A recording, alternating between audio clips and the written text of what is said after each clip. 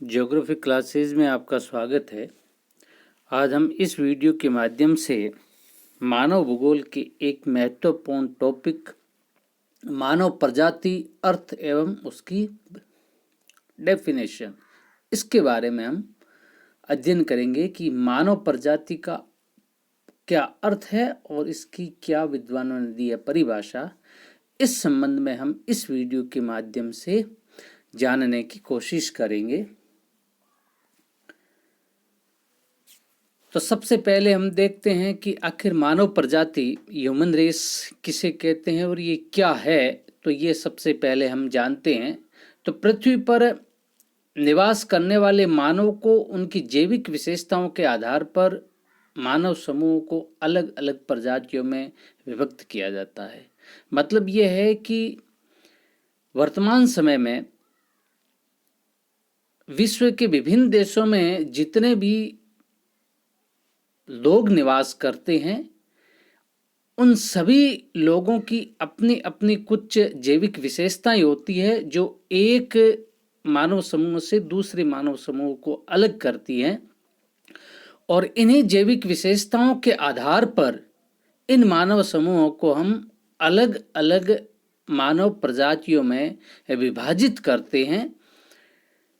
इसके अलावा प्रत्येक मानव प्रजाति के लोगों में वंशानुगत रूप से विशिष्ट शारीरिक लक्षण विकसित होते हैं जो उन्हें अन्य मानव प्रजातियों से अलग करते हैं। यानी कि वर्तमान समय में जितनी भी मानव प्रजातियां हैं उन मानव प्रजातियों में वंशानुगत रूप से ऐसे विशिष्ट शारीरिक लक्षण पाए जाते हैं जो उन्हें अन्य मानव प्रजातियों से अलग करते हैं। यानी कि ये शारीरिक लक्षण एक विशिष्ट मानव प्रजाति के गुण होते हैं जो उन्हें अन्य मानव प्रजातियों से अलग करते हैं तथा एक ही प्रजाति के लोगों के शारीरिक लक्षणों में वंशानुगत रूप से समानता पाई जाती है।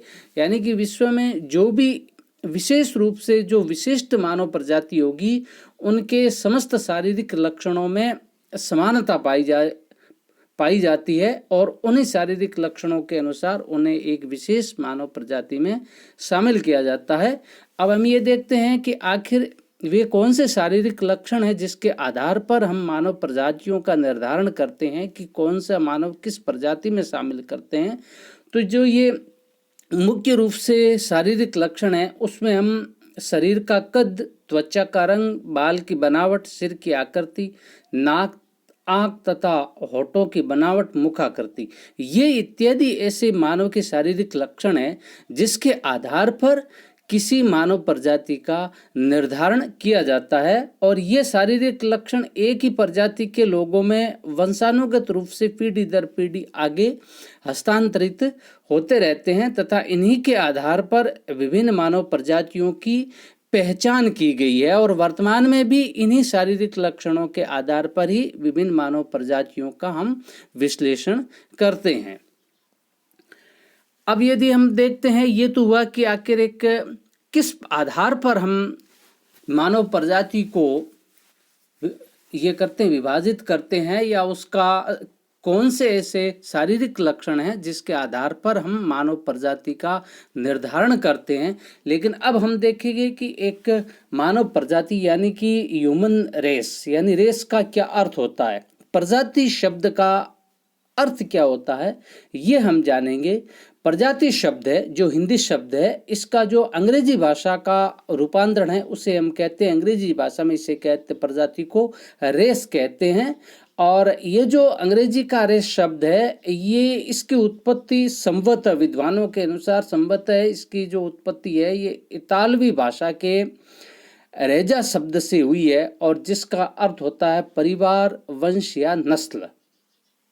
तो रेस शब्द जो अंग्रेजी का रेस शब्द है इसकी उत्पत्ति विद्वानों के अनुसार इतालवी भाषा के रेजा शब्द से हुई मानी जाती है और इसका जो उन्होंने अर्थ बताया है ये परिवार, वंश या नस्ल है। और प्रजाति शब्द के लिए सबसे पहले अंग्रेजी के रेस शब्द का जो प्रयोग किया था ये किया था ई फॉक्स महोदय ने। ई फॉक्स महोदय ने 1570 ईस्वी में अपने द्वारा लिखित एक पुस्तक थी, बुक ऑफ मार्टायर्स। इस पुस्तक में उन्होंने सबसे पहले प्रजाति के लिए अंग्रेजी में रेस शब्द का प्रयोग किया था, और फॉक्स ने उन लोगों को एक ही प्रजाति से संबंधित माना था जिनका रक्त उनके पूर्वजों के समान रहा हो। यानी कि फॉक्स महोदय ने अपनी इस पुस्तक में जिस रेस शब्द का प्रयोग किया था, यानी कि प्रजाति शब्द का प्रयोग किया था, उस प्रजाति में उन्होंने उन लोगों को शामिल किया था प्रजाति समूह में जिनका रक्त उनके पूर्वजों से मेल खाता हो या समान रहा हो। मानव प्रजाति, और इस प्रकार से हम यदि इसको एक पारिभाषिक शब्दावली के रूप में देखें तो मानव प्रजाति एक जैविक विचार है जिसका अर्थ ऐसे मानव समूह से हैं जो एक नस्ल से संबंधित हो और वंशानुक्रम द्वारा शारीरिक लक्षणों में समानता रखता हो। यानी कि इसमें दो बातें महत्वपूर्ण है। एक तो यह है कि हम रेस या मानव प्रजाति में किसको शामिल करते हैं, तो इसकी दो विशेषताएं इसके माध्यम से बताई गई है कि एक ऐसा मानव समूह है जिसका जो एक नस्ल से संबंधित हो। पहली शर्त तो यह है कि जो भी मानव समूह है वह एक नस्ल से संबंधित होना चाहिए तथा उसके जो शारीरिक लक्षण है ये वंशानुगत रूप से उसमें समानता पाई जाती हो। इन दो विशेषताओं के आधार पर ही हम किसी मानव समूह को किसी विशेष प्रजाति में शामिल करते हैं। अब हम देखते हैं कि रेस शब्द की क्या है परिभाषा।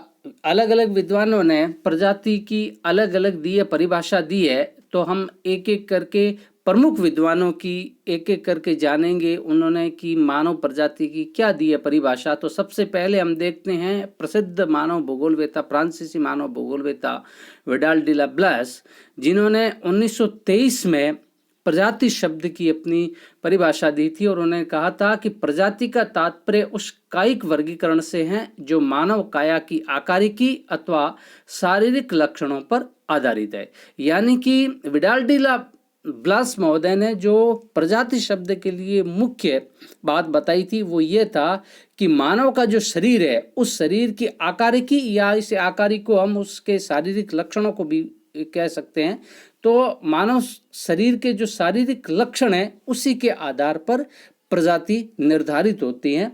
इसके अलावा क्रोबर महोदय ने 1935 में प्रजाति की दी थी परिभाषा, और उन्होंने माना था कि प्रजाति एक मान्य जैविक संकल्पना है और ये आनुवंशिकता, नस्ल, जननिक लक्षण अथवा उपजाति द्वारा संगठित एक समूह है। यह मान्य सामाजिक सांस्कृतिक विचारधारा नहीं है। यह प्रजाति की परिभाषा दी थी क्रोबर महोदय ने 1935 में।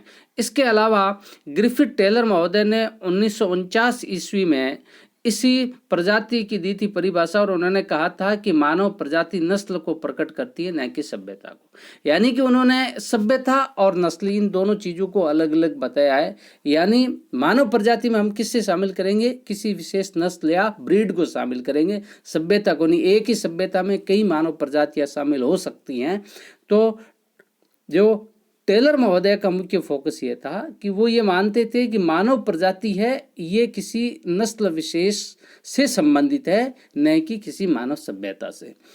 इसके बाद में यदि हम भारतीय विद्वानों की बात करें तो आर.एन. सिंह और एस.डी. मौर्य ने 1997 में भूगोल का पारिभाषिक शब्दकोश लिखा था, और इसमें उन्होंने प्रजाति को उन्होंने किया था परिभाषित, और उन्होंने कहा था कि मानव प्रजाति मानव जाति का उपवर्ग है जिसके सदस्यों में वंशानुक्रम से विशिष्ट शारीरिक लक्षण विकसित होते हैं जो उन्हें अन्य मानव प्रजातियों से अलग करते हैं।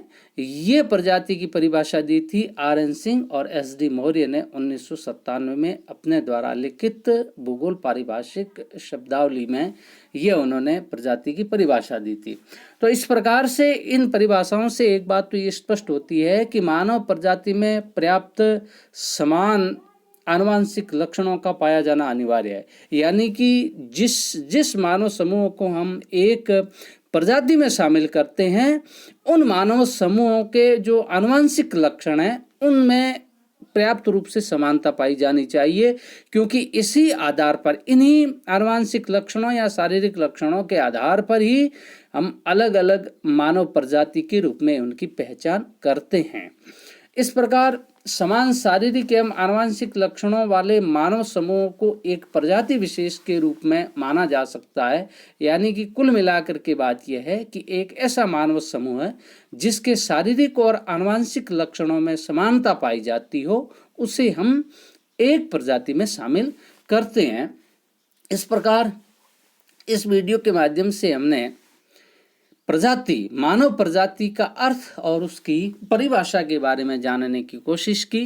निश्चित रूप से आपके ज्ञान में वृद्धि हुई होगी। इस वीडियो को देखने और सुनने के लिए आप सभी का बहुत बहुत धन्यवाद।